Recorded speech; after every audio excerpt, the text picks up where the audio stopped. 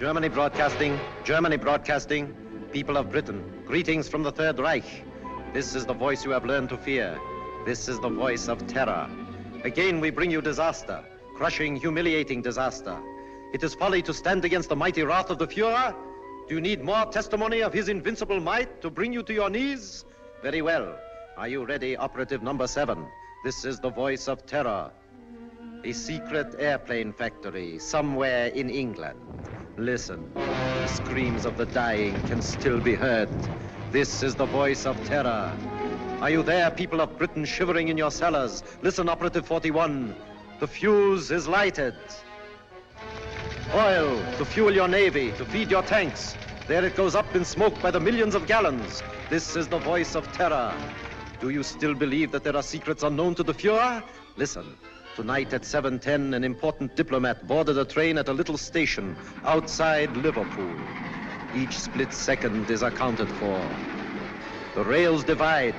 The train hurtles through the air. The diplomat will make no report in London. This is the voice of terror. Englishmen, do you still await your doom in your stupid, stuffy little clubs? It will come, I promise you. Operative 23, the time is now. We strike you on the high seas, as well as on the land. This is the voice of terror. Englishmen, the Führer strikes you now as he pleases. Water pours through your greatest dam, smashing everything before it, even as our invincible armies roll toward their objectives.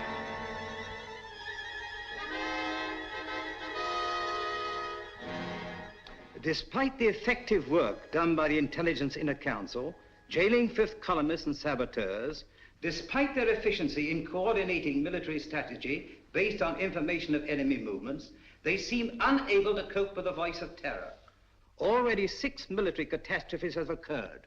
The unmitigated nerve of the press. Now they're attacking us. Glass, the fellow to kingdom come. If only we could keep this insidious stuff off the air. I'm not sure that I agree with you. What purpose would that serve? Well, the people wouldn't have to listen to it. I've been talking to Crosby, the radio technician. If we want him jammed off the air, Crosby can do it. I've been working along other lines. I've asked Mr. Sherlock Holmes to come here. What? Sherlock Holmes? This isn't a case for a private detective, it's a matter of state. In this emergency, we should take advantage of everyone's peculiar gifts. Mr. Holmes is the most subtle and extraordinary private investigator of our time. Are you intimating that the Army and Navy intelligence plus Scotland Yard are not equal to the occasion, Sir Evan? I'm sure they're equal to any occasion. They've done a marvelous job of lining up fifth columnists, saboteurs, and keeping us informed of the enemy's movements. But the voice of terror seems to have them stumped. Sherlock Holmes may have a new approach that will solve the problem. What's happened inside these walls has always been secret. We don't want any outsiders here. I'm positively and irrevocably opposed to calling in Sherlock Holmes. Perhaps you'll change your mind. I see nothing whatever to make me do so. Prentice is right. For ordinary criminal investigation, Holmes is excellent, but not for this. He's unorthodox and theatrical. I can tell you all about him. Gentlemen, perhaps I can throw some light on the subject myself.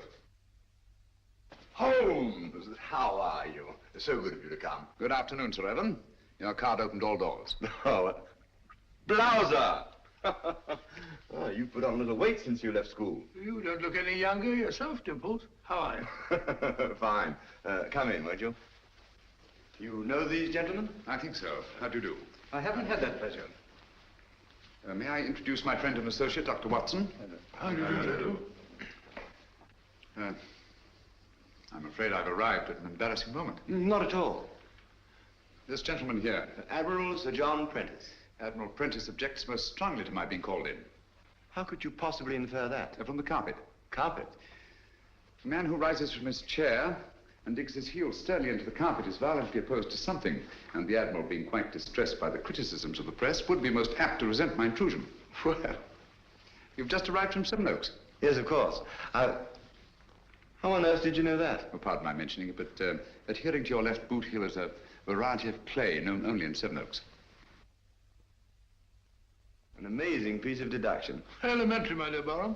Here's a broadcast of the voice of terror.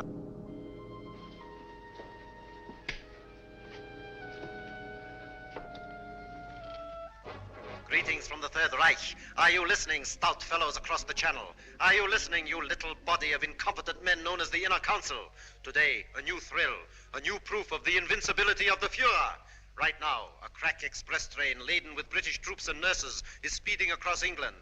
In just one moment, it will leave the rails forever, crashing twisted metal, the cries of the dying. They can't. Now, They wouldn't dare. It's impossible. They couldn't have got on the to men it. are laughing, joking. That one in the third car reads a letter from home. It is the last letter he will ever receive. The train is rounding a curve. Its whistle is screaming. Farewell, it is saying. Farewell. You have just heard an exact reproduction of the way it sounds, the way it must actually be. The hearts of the German people bleed that innocent men and women have to be killed because your stupid war men... Shaw speaking.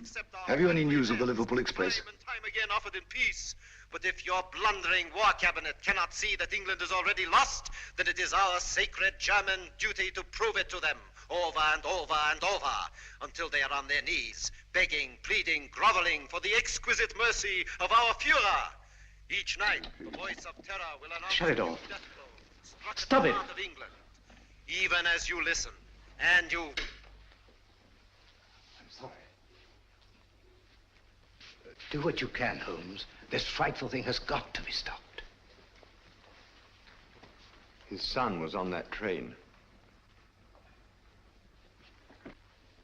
How did they find out about the truce? It was an absolute secret. Gentlemen, something must be done about this thing at once. Yes. First of all, then, the voice must not be blocked off the air. But he's a menace. All over the Empire, this horrible news is broadcast, blown up out of all proportions. The world is beginning to believe it. Even our allies are counting England out. People are frightened, panicky. The British people are not so easily panicked. It's dangerous, I tell you, to let this thing go on. Dangerous, yes, Captain Shaw. But we must continue to listen. What for? So that we can keep on guessing who it is? His identity is not important. The important thing is the purpose behind this campaign of terror. Purpose, indeed. Isn't it enough that our most secret plans are known? Our ships are being destroyed, our trains wrecked?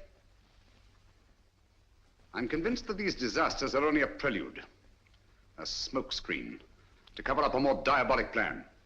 And I intend to find out what that plan is. This council and Scotland Yard will give you all the aid you require. Thank you. Gentlemen, my connection with this case must remain absolutely secret. You understand that, of course. Why, certainly. You will let the council know at all times just what you're doing. I shall give you such information as I think wise to disclose in the interests of safety, both the public's and your own. The Inner Council has never shared its secrets with anyone. I demand that you keep us informed of your activities and progress. Come along, Watson. Mr. Holmes, I want to apologize for your rather lukewarm reception here. Well, thank you, Sir Evan. I'm used to the chilly atmosphere of high places. And of course, you recognize the importance of time. Quite. And results. Mr. Lloyd, I'm quite sure that Mr. Holmes can be trusted not to fail. He never has, you know. Thank you, Watson. The word is seldom.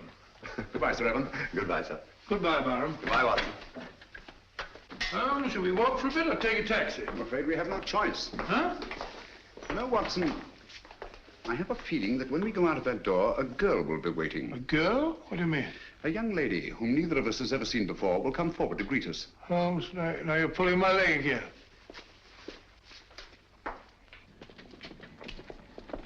Mr. Holmes, I'm Jill Grandis. How do you do? This is my friend, Dr. Watson. How do you do? How do you do? I've been assigned to drive you around. Thank you. Good gracious me. Where do you wish to go? Baker Street. I know, 221B. Come on, Watson. Hurry up, old fellow.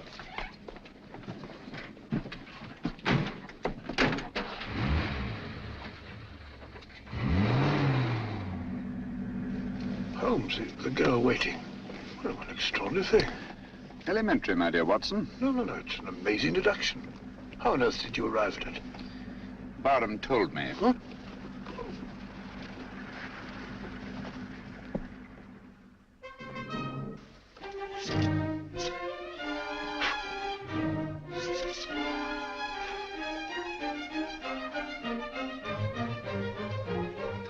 Oh, don't you worry, Mrs. Hudson. Just giving her a bit of a clean. Now we're on a case again. The joints are a bit rusty, like mine, you know. Is he back in a case again? Case? The greatest case of our career. Oh, mercy, it always is.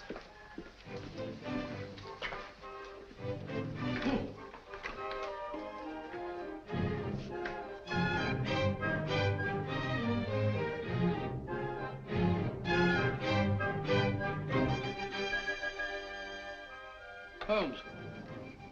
I say, Holmes. What? What's that? Well, if you ask me, it's disgraceful. Beethoven's Fifth? Not at all. It's very good. Sir Ronald Headley's conducting very well tonight. I don't mean the concert. No? England's in danger. Heaven knows what frightful disaster's happening, and you sit there calmly listening to the wireless. Music hath charms. Very restful. That's got nothing to do with the whole... Contrary, my dear Watson, it may have a great deal to do with it. Oh, really? I don't see what.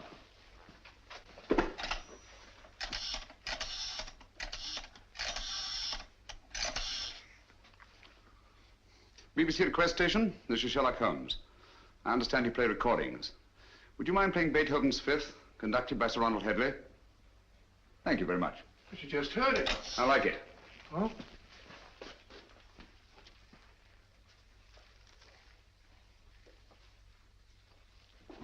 We've had a request for the Beethoven Fifth Symphony, played by the London Symphony Orchestra under the direction of Sir Ronald Headley. This is a transcription.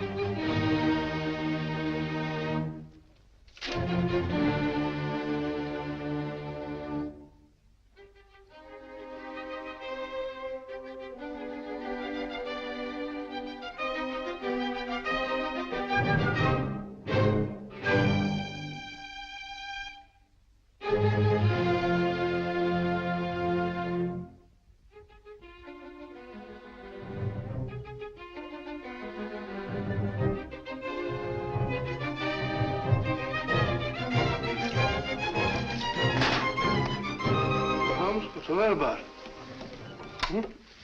I say, Holmes, I don't think... Shh.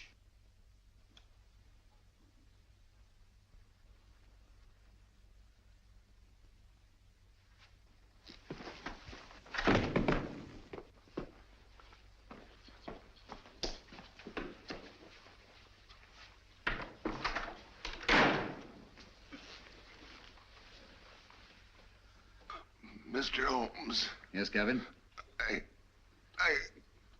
Christopher. Dead? Yes. It's been driven in with a lot of force. Watson, this is a warning. Warning? How do you know? I had sent for Gavin to get certain information that you must have found there in the dark and sinister alleys of Limehouse. He came with his message, which someone doesn't want me to hear, someone determined and dangerous. What's the good of a warning of danger? You don't know from what or from whom? That we shall have to discover. This knife was thrown by the tip, from a distance of about 50 feet, by a man about 5'10".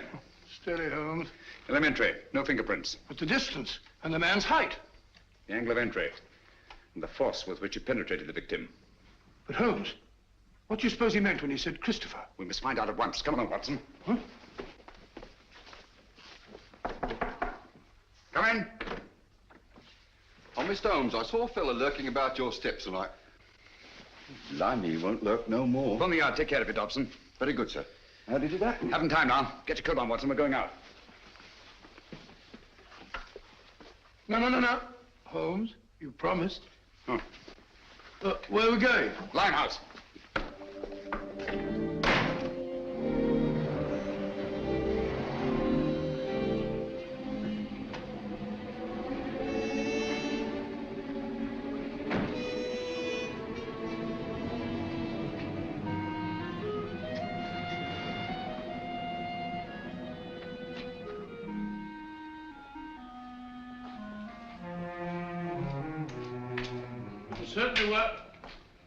Certainly wise of you to let Miss Grandis go. This is no place for a girl or anyone else. Yet there seem to be people about.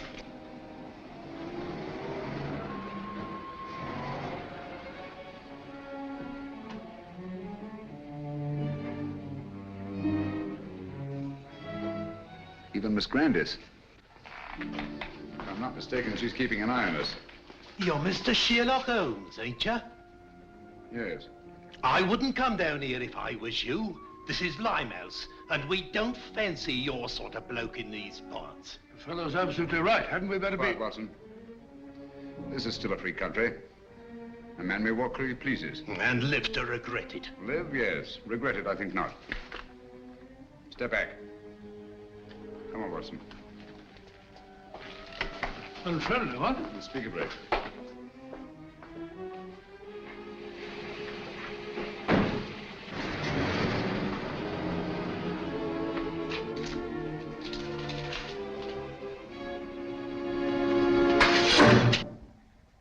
What was that, Holmes? It's all right, quiet. I can't see a thing. Luckily for us, neither can they.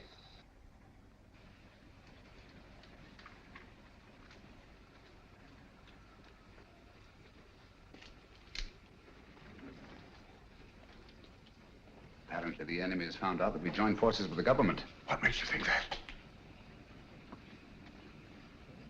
This knife, like the knife which killed Gavin, was thrown by a former habitué of the docks of Hamburg. It's a German knife. The knife throwers of Hamburg are extremely expert. Mr. Holmes, can't we come back in the daytime? Certainly not. I don't think we're safe. No one in the world is safe now, Watson. Least of all us.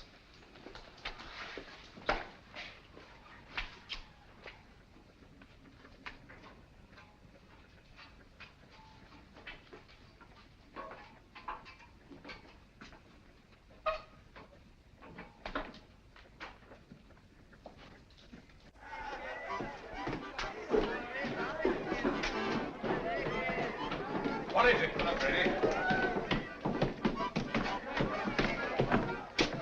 Don't tell me that you don't recognize me. Mr. Sherlock Holmes. I got a specially ugly lot here tonight. I'll take my chances. I can't keep you up, Mr. Holmes, but...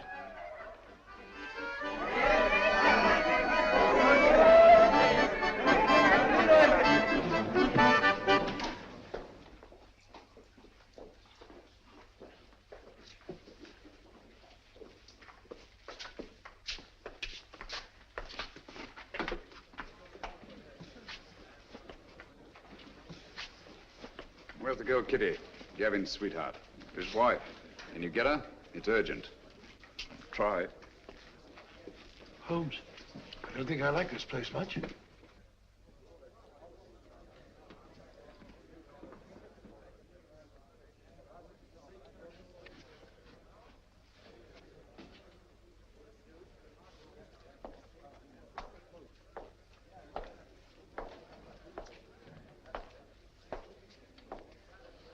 Well, just sit here if you don't mind. I think you'll recognize me, Mr. Holmes, if you look hard enough. Camberwell. You've got a long memory. Like me. Tarleton murder, 1932. Of course, I sent you up. Mr. Holmes, don't you think we better be... Stow your gab. For 10 long years, I've been sitting down there in Dartmoor, For the old 10 years, one thing's been preying on my mind. Only one? Just one. Someday I'll be getting out of here, I kept saying to myself. And when I do, someday I'm going to come face to face with Mr. Sherlock Holmes. Now you are. And now I am. Just who was it told you it was me who slit the throat of that swine Tarleton? I want an answer. You told me. Me? On the windowsill, you left 4 infinitesimal pieces of ash from a particularly revolting kind of tobacco that you were known to use. The knife blade was sharpened by a left-handed man. You signed your name to the crime. So that's what? Exactly. Very careless. Careless. It's criminal, I calls it. I ought to be shot. Perhaps someday you will be. You can put your revolver away now, Watson. Well, Holmes, you never know.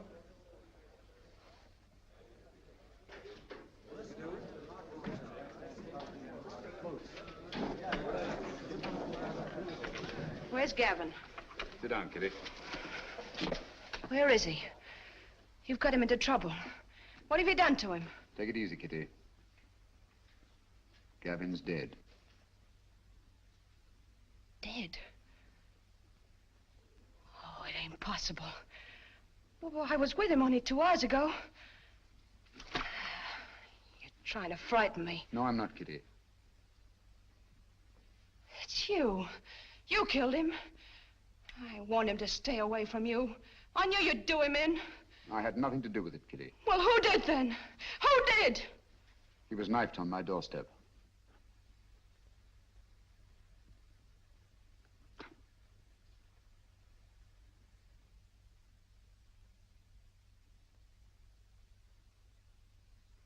I'm sorry. I'm deeply in his debt. Before he died, he said one word. Christopher.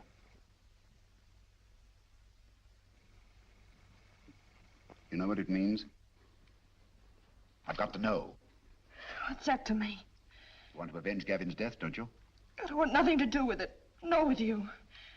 I never had any dealings with the police, and I won't start now. I'm not asking this for myself. Our country, England, is at stake. Gavin was killed not by his own enemies, nor even mine, but by the enemies of England. So that's it. Yes, Kitty. The Nazis killed him.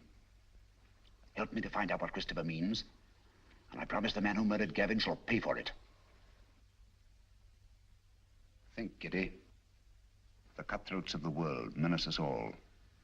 You can help stop this savagery. Yes, you, Kitty. It would take the police weeks, months perhaps, to find out a certain piece of information we must have. That's not so with you and your friends.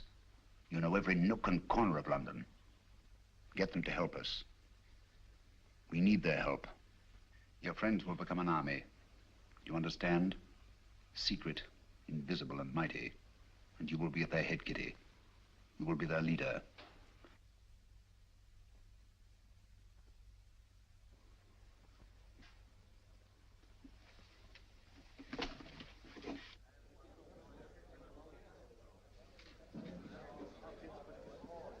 Grimes, do you know what Christopher means?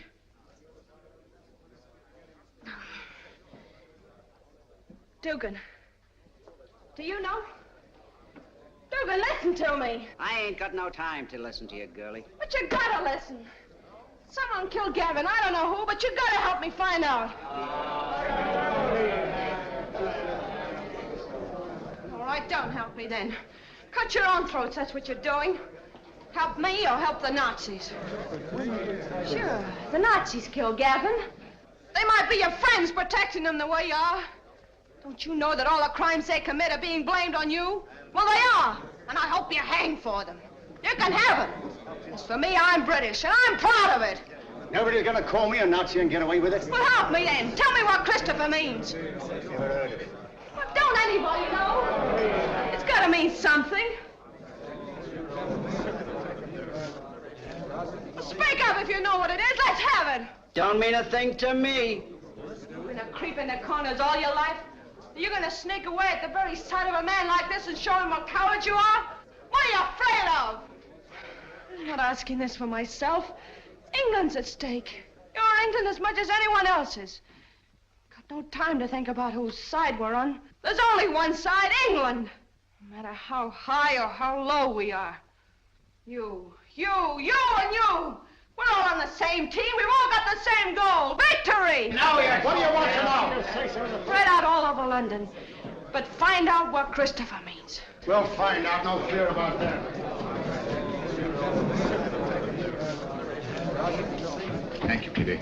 Well done, my dear. Shaw speaking. Yes, Miss Grandis. That checks with my report.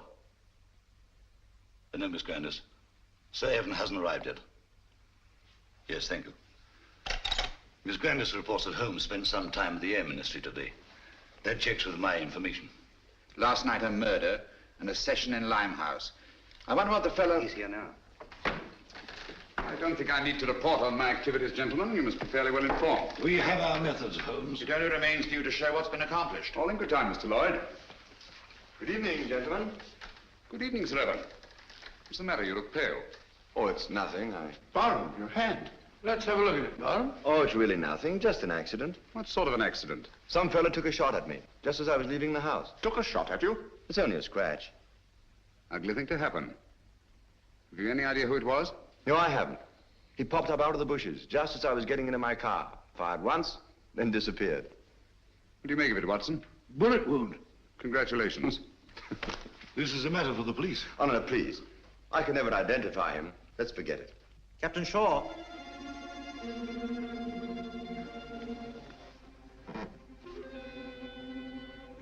People of Britain, greetings.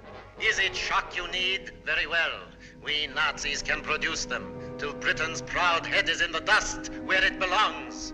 People of London, look out of your windows. You will see your promised disaster written across the skies.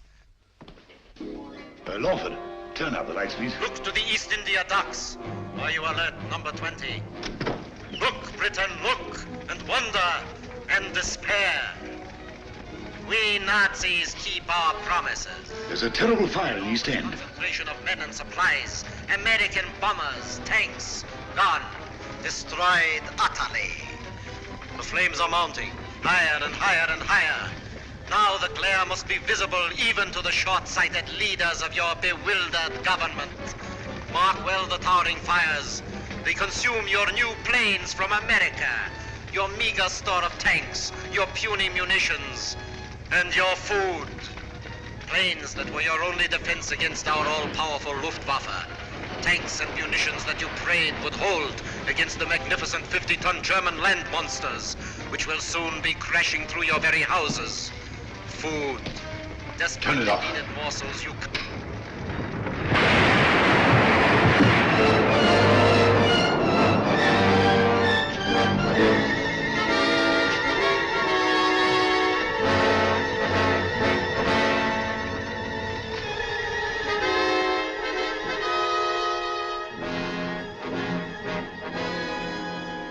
Gentlemen, this is really a terrible setback. How do they find out our secrets? It's horrible, the way it's timed, the precision of it. It's not so precise. Almost precise. What do you mean? I should call it exact. No. The fires actually broke out sometime before the voice called to his operative in London. Jove, that's true. And last time, the train disaster. Captain Shaw was on the telephone immediately, and Scotland Yard knew all about it. The derailment must have occurred at least 10 minutes earlier. That's certainly possible. Even so. What of it? No mystery, nothing supernatural, just split-second planning, that's all. Days, perhaps weeks in advance. Very well figured out, Holmes. It gets us a step forward. Now, gentlemen, let's take a step even further. I have charted here the tonal differences between actual and transcribed broadcasts. Using this test, I'm convinced that the voice of terror is undoubtedly recorded and played from a record. What does that prove? It proves that the voice of terror, the man himself, is not in Germany.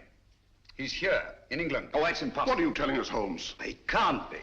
Our technicians insist the broadcasts originate in Zeisberg. And so they do, from recordings flown to Zeisberg. It's impossible, Holmes. You can't expect anyone to believe that. It can't be done. Thanks to the Royal Air Force, I have some rather curious information. At irregular intervals, 6 Nazi bombing planes come over and drop their deadly cargoes on non-military objectives. A meadow or a sheepfold. That's nonsense. The Nazis aren't fools. They don't waste ammunition. Of course not. Then what's the purpose? To divert attention from the fact that a single plane breaks formation each time and disappears. But why?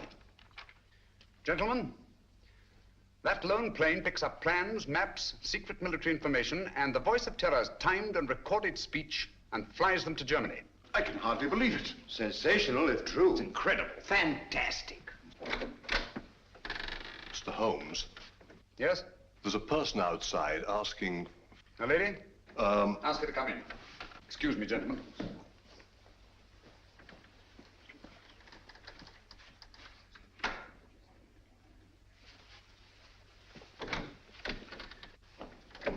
Gentlemen, I must leave at once. Where are you going? That must remain a secret, even from this council. I object to this, Mr. Holmes. You're here against my wishes. Since you are here, I demand to know what's being done. As I've already told you, Mr. Lloyd, I shall report to this council at the proper time. And so, gentlemen, until we meet again, as I hope we will, take no unnecessary risks. We're all in grave danger. Come along, Watson. Coming.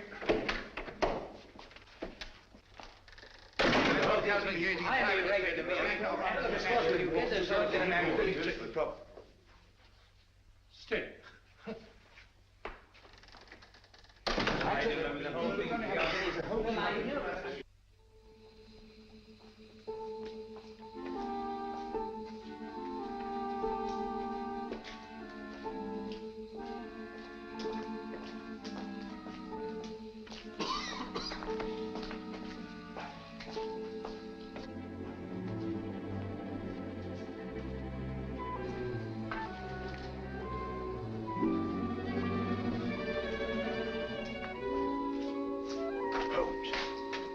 We're being followed. Yes, I know. It's Lloyd. Lloyd? How do you know? He's so obvious about it.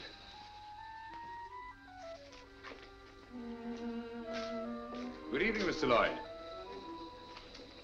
You going our way? I intend to find out what you're doing. Even to the point of following me?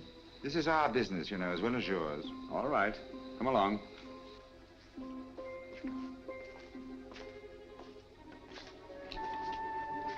This is the place. Seems deserted. It's been deserted for years. Not very securely locked. Fortunate, isn't it?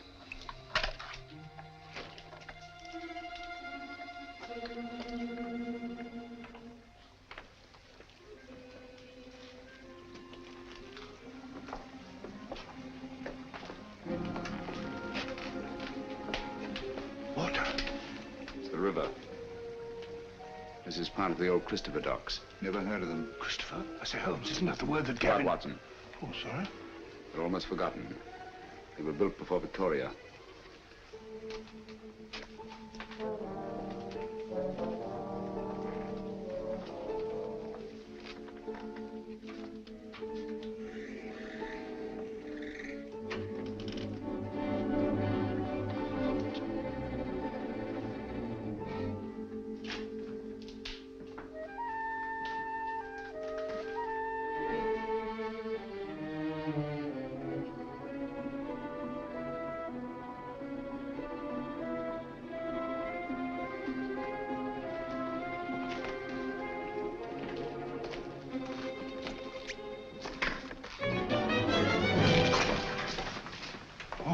Red.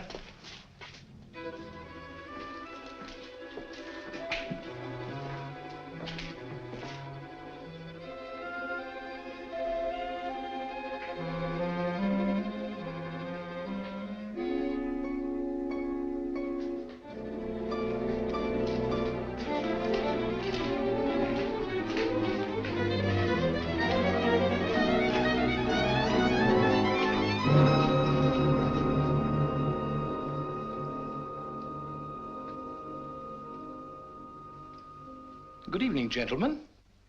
I knew your curiosity would be your undoing, Mr. Holmes.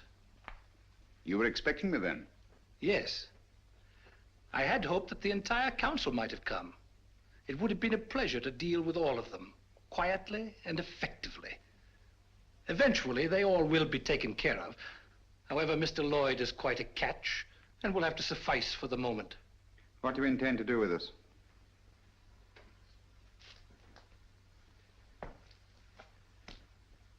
Were it not that time is so pressing, we might first put you on trial. On trial for what? Crimes against the Third Reich. Misguided efforts to wreck our inevitable victory. Mr. Lloyd, your super-British patriotism, your blundering but sometimes effective intelligence efforts are well known. We have quite a score against you, which will be settled. Dr. Watson. A fair physician, no doubt, but of no consequence. To our stupid British minds, every life is of consequence. A quaint notion of an even quainter nation. We are not like that. We know that only the powerful are worthy of respect. Let our record speak for us. Your record speaks. It's brilliant. Thank you. A brilliant record of rapacity, cruelty, torture, deceit, and murder. Murder?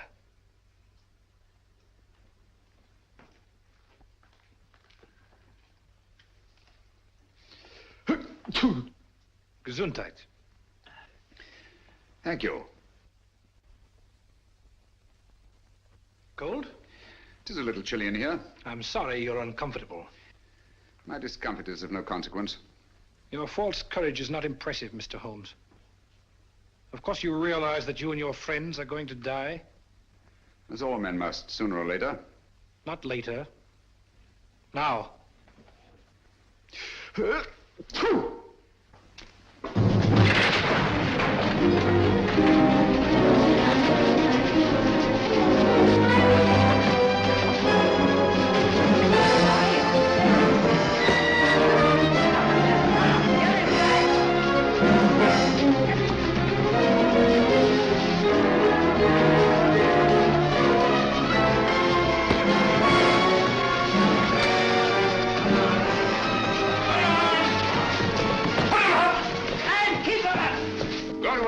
It's a pleasure, sir. All right, then. Line him up there against the wall. Come on, get back again.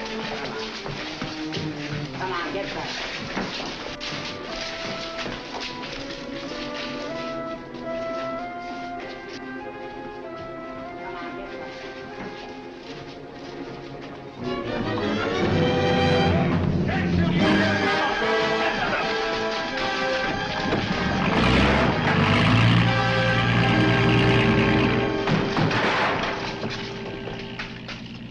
He got away.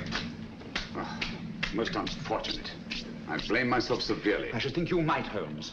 If you hadn't been so stupidly mysterious, allowed Scotland Yard to give you adequate protection, the man would never have escaped. No, he never would. Most regrettable. Gesundheit.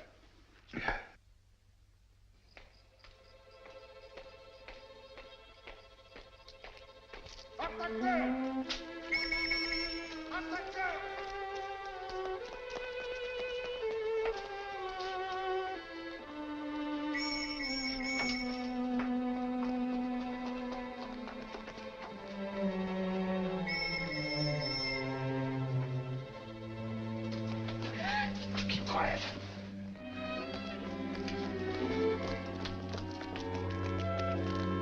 Hands off, you fool! Do you want to bring the whole force in here?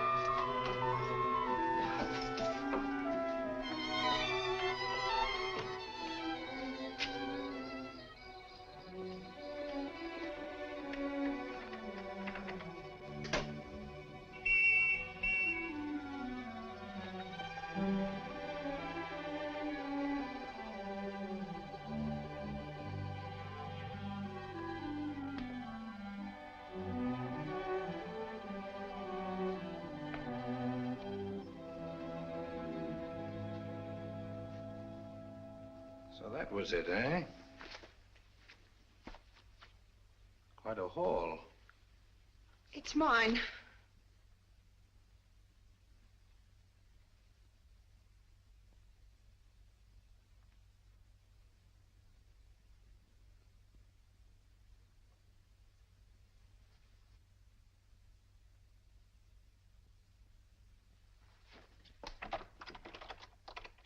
Go ahead. Your friends, the police, are undoubtedly still out there.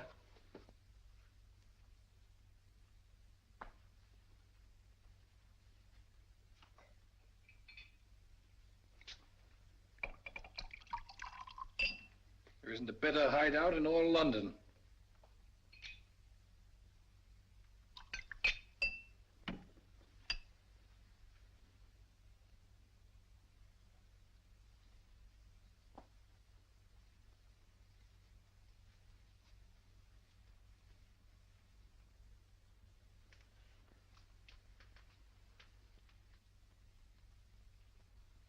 This will quiet your nerves.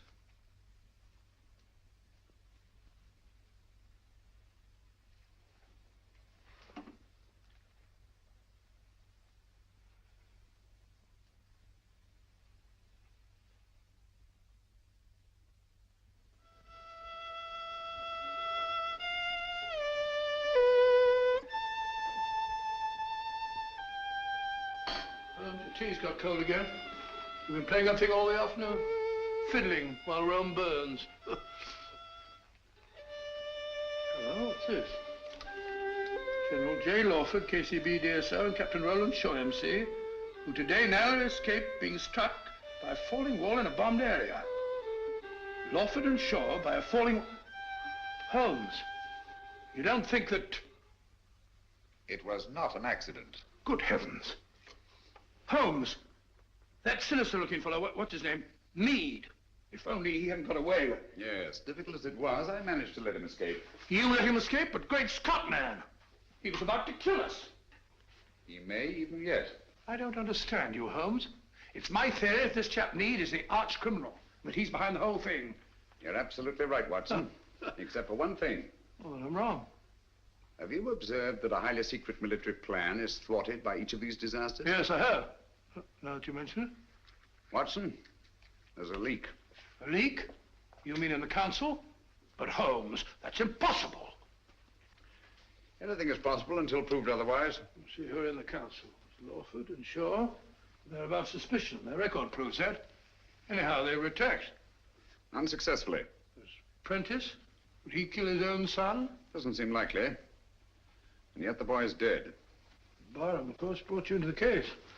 So it's quite obvious that he wants it solved. Most patriotic of Sir Barham. Yes, he's a great fellow. Paid wing 3/4 for the school my last term, so I can vouch for him. Besides, he was attacked too, shot at. So I gather. How about Lloyd? No, it can't be him. Meade was going to kill him as well as us. By the way, he's a brave fellow, Lloyd. Did you notice that he didn't turn a hair? Very composed. Come in. Mr. Holmes? Yes, Kitty? I think now we'll be able to get some information from Mr. Meade. Your plan worked like a charm. I knew you could do it. Oh, it's not so hard once your mind's made up. And mine is. You'll be careful. She better be. She's mixed up with that fella. Oh, I'll be careful, all right. But I'm going through with this. Good girl. I heard him talking on the phone today. Yes? He said, I'll take care of that little Seven Oaks matter at 11 tonight. Seven Oaks? Isn't that where... Barham has a country place. Watson, there's not a moment to lose. If I find out that Meade did kill Gavin, I'll... If so, he'll be punished. I warned you no one was safe with that fellow at large. Now he's after Barham. Yes, I only hope we're in time. Come along, Kitty. I'll get you a taxi. Thank you, Mr. Holmes.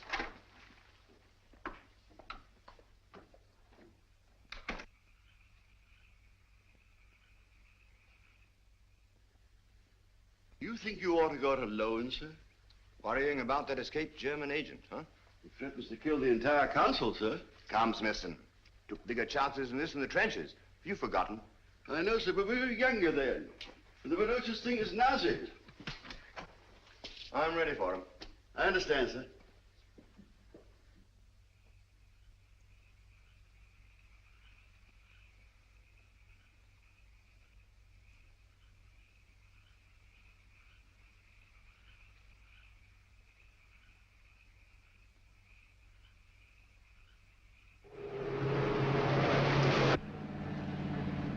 Driven Sir Evan down here before, of course, Miss Grandis. Quite often. He comes down whenever he can. He's a local air raid warden, you know. Likes to get away from the excitement occasionally, eh? Yes. It's so very quiet here. Quiet and remote. away from everyone.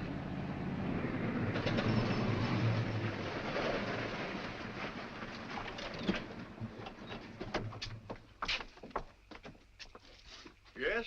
Oh, Miss Jill. It's all right, Smithson. Where's Sir Evan? On his rounds, miss. Which way? Down that lane of trees, sir. I'll go. You stay here. You too, Watson.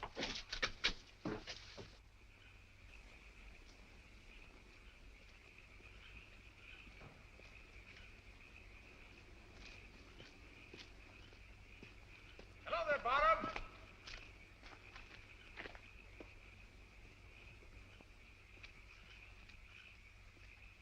Holmes, what on earth are you doing out here? I've been worried about you. Yes? That fellow Meade appears to be in the neighborhood. Do you mind if I go along with you? I'd feel better about it. Not at all. I'd appreciate the company. You know, it gets quite lonesome, especially on a night like this. By the way, do you feel you're getting any nearer a solution of this terrible business? Yes, the end is in sight. Really? Well, would you mind telling me? Listen. Air raid sirens. Yes. Coming our way. Yes. Yet I don't seem to hear any planes. Wait a minute. I can. Look. There's one. She's coming right over.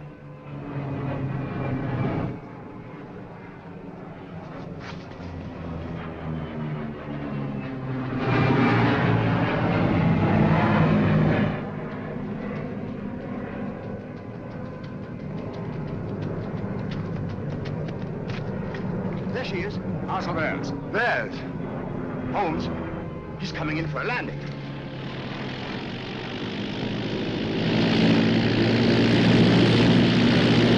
The swine. That's the pickup plane. The voice must be here, close by. And then we've got him. Madam! Be careful!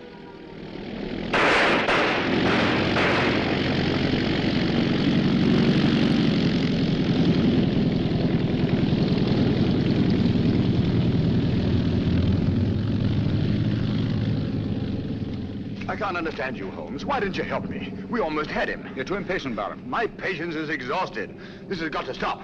Thought you'd have solved the whole thing long before this. What happened? Was that a Nazi plane? Yes, I saw the filthy swastika myself. Great Scott. Took a shot at him, but he got away. Meade also got away. Well, I better go and report this. You'll go with you. Come along, Watson. You needn't bother. I can take care of myself. My dear fellow, there's no use taking chances. I'm afraid you're a marked man as long as Meade is at large. Come on.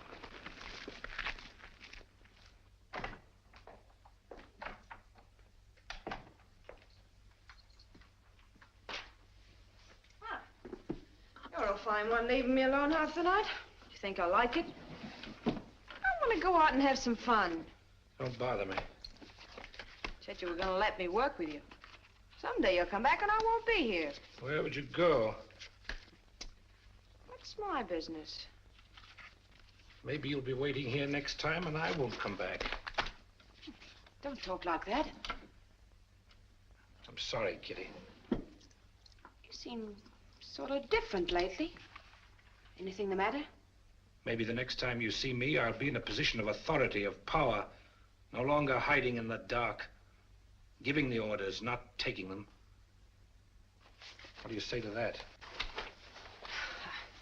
You're drunk. Drunk? Yes. When I was a boy, I dreamed a dream. I was dressed in armor, shining blue-gray armor. I rode on a horse through the streets where the people cheered, hailing me. I rode over the bodies of underlings, prostrated before me. Their blood ran out along the gutters like a river.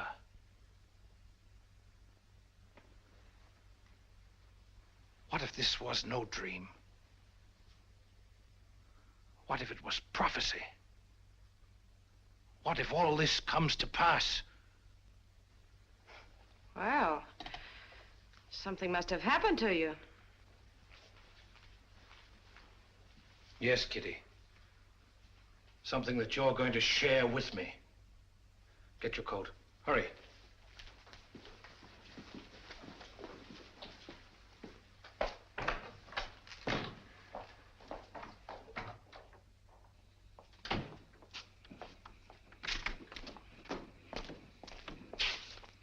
Right, you. Got plenty of petrol? Enough. Start driving.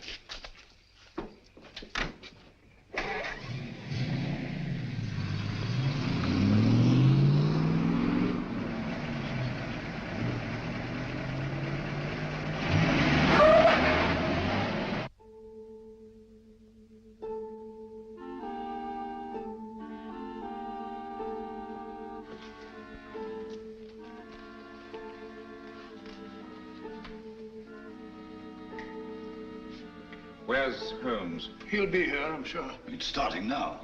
Here he is. You're almost late. I had to go to Downing Street. Good evening, ladies and gentlemen. Your favorite broadcaster, the voice of terror, coming to you from Zeisburg. Tonight I have something special for you. Where are you weakest, you weakening people of Britain? Consider well. Is it lack of food? Is it your stodgy leadership? Faulty ammunition? Scarcity of shipping? Lack of raw materials? Do you know that despite all your great efforts, your coasts are inadequately defended? Especially one coast. And there we shall strike. Swiftly, terribly. Tomorrow at sunrise. In a special broadcast at that time, I shall describe the carnage. Turn it off. What does he mean? What kind of threat is this? Remember, all our reports for the last few weeks have indicated abnormal enemy activity on the coast of Norway. That means an attack in force on our northeast coast. Then that's where we must concentrate all our forces, immediately. They'll never bring it off now that we know. This time the voice is boasting. Perhaps, but so far he's made good his boasts. What have you done to stop it? Shilly-shallying about while these crimes continue? This is the last straw. We must prevent this all-out attack at any cost. Sir Evan's right. All our available resources must be rushed to meet it. Withdraw material from elsewhere? If need be, yes. This calls for action, and lots of it. There's something curious about this broadcast. He said tomorrow.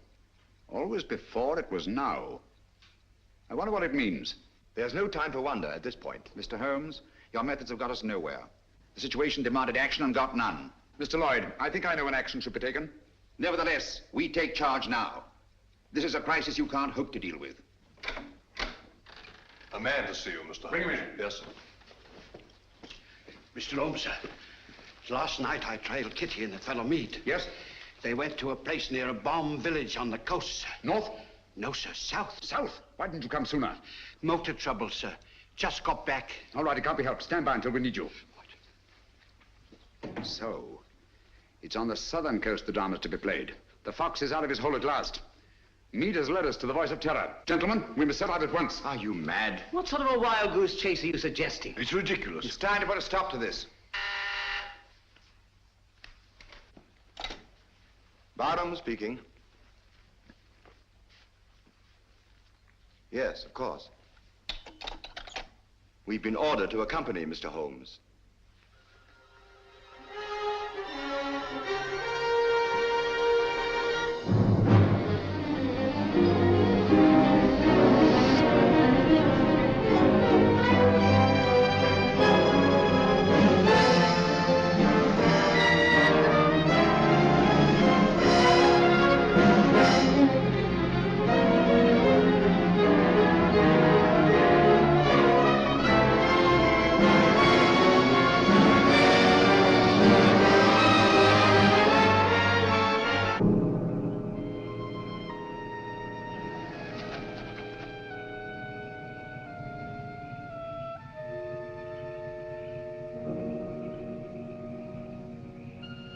Major Harrison, Mr. Sherlock Holmes. Good evening, sir. All the arrangements have been made. Splendid.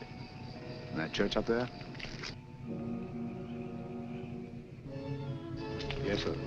All right. Let's go, gentlemen.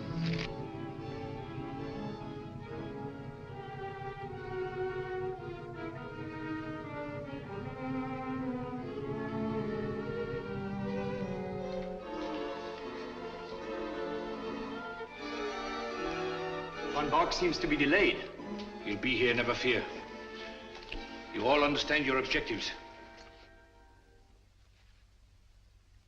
Sheila! Sheila! Yes, sir. You understand what you are to do? Yes, sir. I'm going with the first contingent to Liverpool. Your men are waiting there, organized to take control? They have been ready and waiting for weeks. What was that?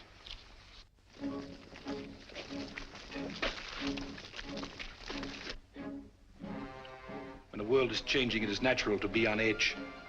Merely owls, or perhaps wood rats. No, it sounded like... Sheila. Yes, sir. Go on. City of Croydon and Croydon Airport. All is prepared. You go. Birmingham, where I used to slave in the factories, but not anymore. The day has come at last.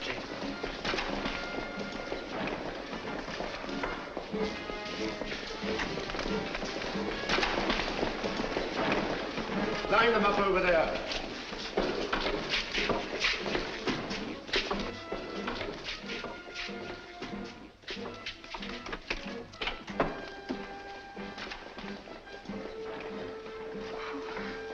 Mr. Holmes.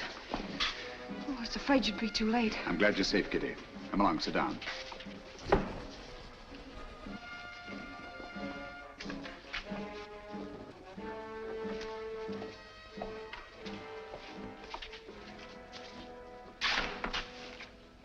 Gentlemen, when Mr. Meade and I last met, he wished he could put us on trial. Mr. Lloyd, Dr. Watson, and myself. Now, Meade, you are on trial. First, let me tell you why you have met here. The vague but canny threat against our northeastern coast was a blind. Your group was congregated here to receive an invasion army proceeding across the channel.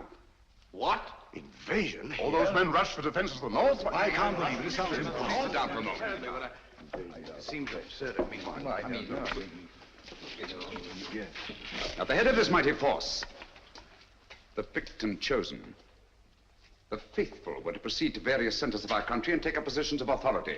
And we shall, do you understand that? Unfortunately for you, that is not to be. We're held, yes. But the invasion will proceed without us. What else is there doing? Why we are helpless here? Please be patient. You called me in on this case to identify and to silence the voice of terror and to circumvent the unknown plan behind it.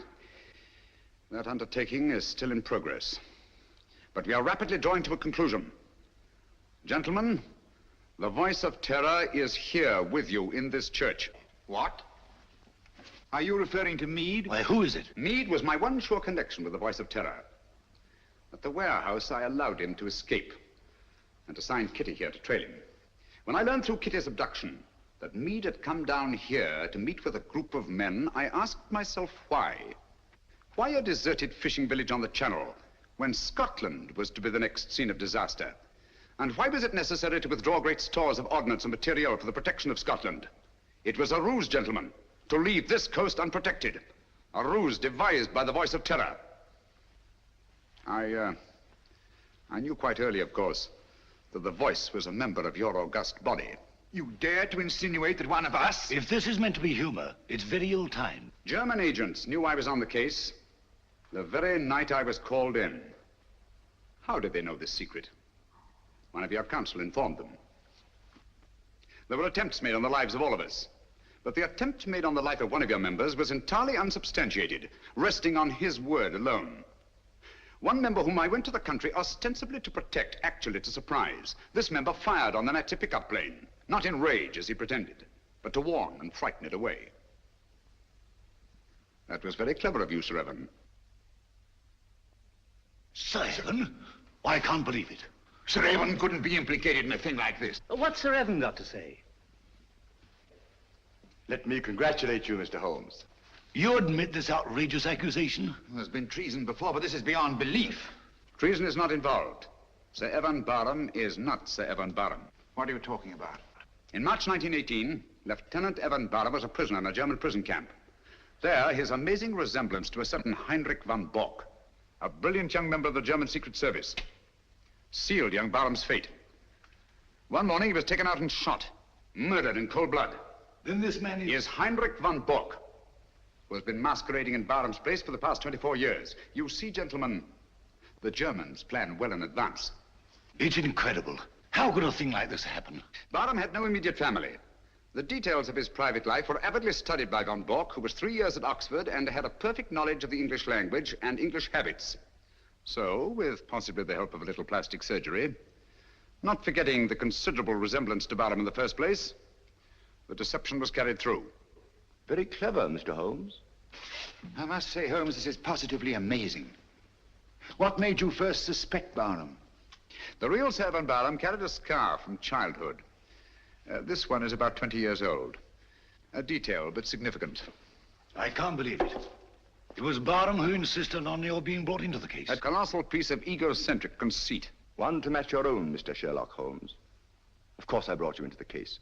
To see your weak and silly handling, to watch you fumble and lose it. Are you too stupid to realize that this group is but a small part of our organization? We have men stationed all over England, ready to take command.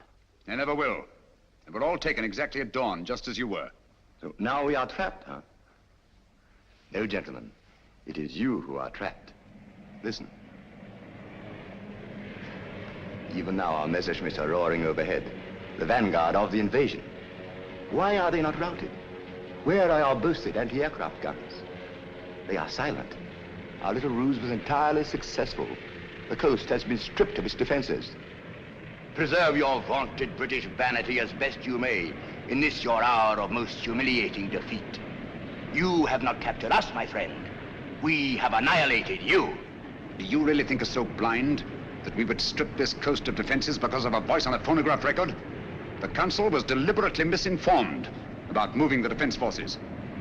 You are trying to save your face. Look, if you think I'm lying. Those are not Messerschmitts. They're Spitfires and Hurricanes. Returning from blasting your invasion forces, destroying men and barges by the thousand. Look further, Van Bork. Look below. Commandos, tanks, slipping away now that your invasion force has been destroyed to bring ruin and terror to your people.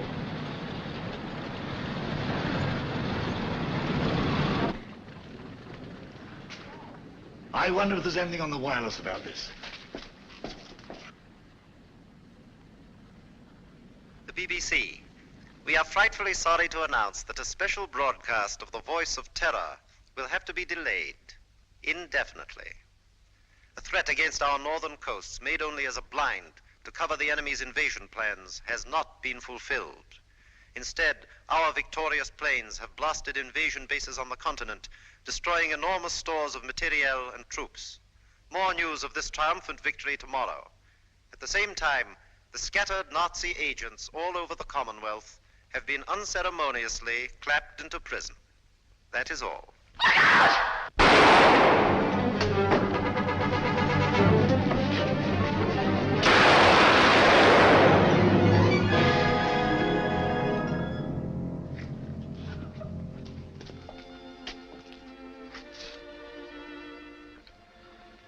This girl merits our deepest gratitude. Our country is honored in having had such loyalty and devotion. We'll remember. Holmes, I don't know how we'll ever thank you.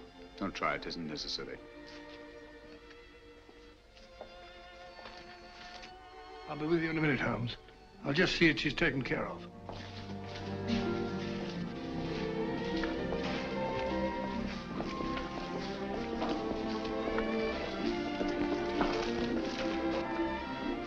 I always did think that chap was an imposter. Barham was a good fellow. Played wing three-quarter for the school.